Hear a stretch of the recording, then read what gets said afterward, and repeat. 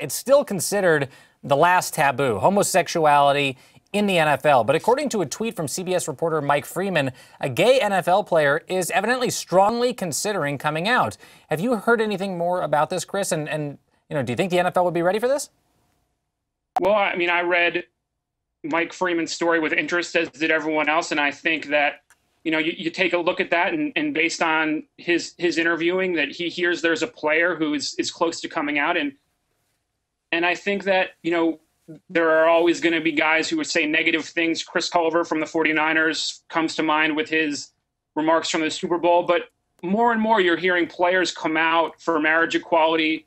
Chris Kluwe, Brendan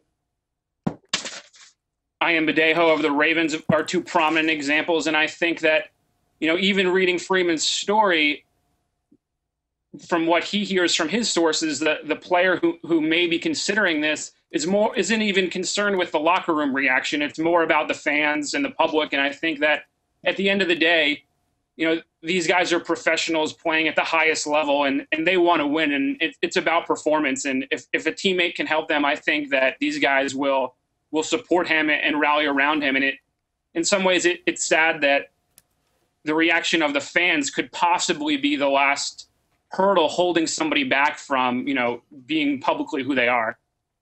And I think that that's a great point, and I guess the main concern here is, as sad as it might sound, fans actually doing something stupid, something dangerous, something potentially harmful to any player that might come out in the NFL, right? And as terrible as it is to think about that possibility, it seems like, that might be a fear holding someone back from doing this. With given that how much gay marriage is in the news, given that it's going before the Supreme Court with DOMA and Proposition 8, I guess it's a sad commentary, unfortunately, that the one big remaining worry would be that there'll be violence from an NFL fan.